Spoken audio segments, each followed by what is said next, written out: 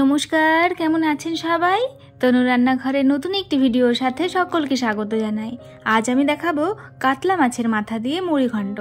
তার জন্য আমি নিয়েছি এখানে একটা শুকনো লঙ্কা, ফোড়নের জন্য তেজপাতা, দারচিনি, এলাচ, লবঙ্গ।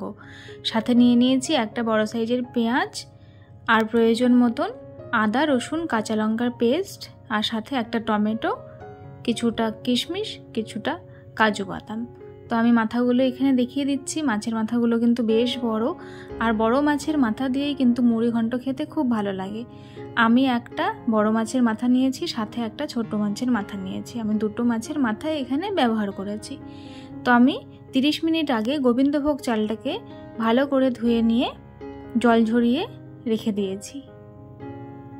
গোবিন্দভোগ চাল কিন্তু বেশি ধোবেন না, তাতে কিন্তু গন্ধটা চলে যায়। তো এখানে আমি তেল দিয়ে ভালো করে মাছের মাথাগুলোকে ভেঙে ভেঙে ভেজে নিচ্ছি। তাতে কিন্তু যখন আমি মাথাটা চালের মধ্যে দেব বা মুড়িঘণ্টের মধ্যে দেব, তখন কিন্তু আমার দিতেও সুবিধা হবে, পরে গিয়ে আমাকে ভাঙতে হবে না। আর এখন ভেঙে নিয়ে ভেজে নিলে ভাজাটাও কিন্তু খুব ভালোভাবে হয়ে যাবে। তো মাছের মাথা আমার ভাজা হয়ে গেছে, তুলে নিয়েছি। 3 চামচ মতন তেল ছিল, তার মধ্যে আমি বড় 1 চামচ মতন ঘি এখানে দিয়ে দিলাম। এবারে আমি ফোড়নের জন্য শুকনো লঙ্কা, তেজপাতা, দারচিনি, এলাচ, লবঙ্গ যেগুলো ছিল সব আমি এখানে দিয়ে দিলাম। এরপরে আমি এর মধ্যে দিয়ে দিচ্ছি কাজু আর কিশমিশটা। কাজু কিশমিশ দেওয়ার পরে বাকি জিনিসগুলো আমি অ্যাড করতে থাকবো, কারণ কাজু কিশমিশ দেওয়ার পরে যদি তাড়াতাড়ি পুড়ে যায় তাহলে কিশমিশটা বা কাজুগুলো খেতে ভালো লাগবে না। সেই জন্য আমি সাথে সাথেই এখানে পেঁয়াজ কুচিটা অ্যাড করে দিলাম। আমি প্রথমে জিরেটা দিতে ভুলে গেছিলাম, তাই 1/2 চামচ মতন জিরে এখানে অ্যাড করে দিচ্ছি। কে কোথা থেকে ভিডিওগুলো দেখছেন অবশ্যই জানাতে ভুলবেন না। কার কার মুড়িঘণ্ট খেতে ভালো লাগে সেটাও অবশ্যই কমেন্টস করে যাবেন। তারপরে আমি এখানে দিয়ে দিলাম যে ছোট সাইজের একটা টমেটো নিয়ে এনেছিলাম সেটা।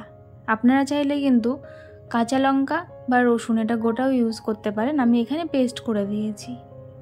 তারপরে আমি পেস্ট করা মশলাটা অ্যাড করে দিয়েছি। সাথে আমি এবারে প্রয়োজন মতন হলুদ আর রঙের জন্য দিয়ে দিয়েছি আমি এখানে কাশ্মীরি লঙ্কার গুঁড়ো, সাথে 1 চামচ দিয়ে দিলাম ধনে গুঁড়ো, 1 চামচ জিরে গুঁড়ো। এইবারে এই মশলাটা একটু তেল ছাড়া অবধি আমি কষিয়ে নেব। তারপরে এর মধ্যে চালটি অ্যাড করব। দেখুন মশলাটা আমার কষানো হয়ে গেছে মোটামুটি। এই সময় আমি চালটা অ্যাড করে দিলাম। চাল অ্যাড করার পরে খুব ভালো করে যতক্ষণ না মশলা থেকে জলটা শুকিয়ে গেছে ততক্ষণ অবধি ভাজবো। এটাকে 4-5 মিনিট ভালো করে ভাজবো। দেখুন আশা করছি বুঝতে পারছেন, কড়া থেকে কিন্তু ছেড়ে ছেড়ে আসছে।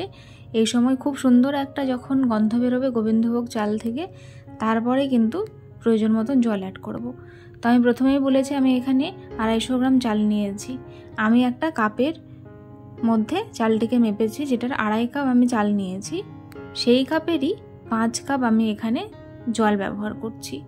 যা চাল নেবেন সেইটা দিয়েই তার থেকে ডবল জল ব্যবহার করবেন, তাহলে কিন্তু একদম পারফেক্ট ঝরঝরে মুড়িঘণ্ট হবে। এই জলের রেশিওটা একটু মাথায় রাখলেই খুব সুন্দর করে ঝরঝরে মুড়িঘণ্ট কিন্তু আমরা বানিয়ে নিতে পারবো। তারপরে আমি এখানে যখন 5 মিনিট হতে দিয়েছিলাম জল দেওয়ার পরে, তারপরে যখন জলটা মোটামুটি শুকিয়ে এসেছিল, তারপরে আমি মাছের মাথাটা অ্যাড করে দিয়ে আবার 2-3 মিনিটের জন্য ঢাকা দিয়ে দিয়েছিলাম। এবারে আমি নেড়ে দিচ্ছি। আশা করছি আপনারা বুঝতেই পারছেন। কিছুক্ষণ বাদে আমি একটু দেখিয়েও দেব যে চালটা কতটা ভালোভাবে সেদ্ধ হয়ে গেছে। এই মাপটা মনে রাখলেই হবে, যেই কাপ দিয়ে চাল নেবেন বা যেই জিনিসের মধ্যে চালটা মাপবেন তার থেকে ডবল জল ব্যবহার করবেন। তো সকলের কাছে অনুরোধ করছি, যদি আমার ভিডিওটি ভালো লেগে থাকে তাহলে অবশ্যই চ্যানেলটিকে লাইক, শেয়ার, সাবস্ক্রাইব করে বেল নোটিফিকেশানটি অন করে দেবেন। এতে করে আমার ভিডিও নোটিফিকেশান সবার আগে পেয়ে যাবেন। তো এই সময় আমি 1/2 চামচ মতন গরম মশলা এর মধ্যে অ্যাড করে দিলাম। যেহেতু ঘি আমি আগেই দিয়েছি সেই জন্য ঘি আর আমি দেব না। দেখুন একটা চাল নিয়ে আমি দেখিয়ে দিলাম কতটা সুন্দরভাবে হয়ে গেছে।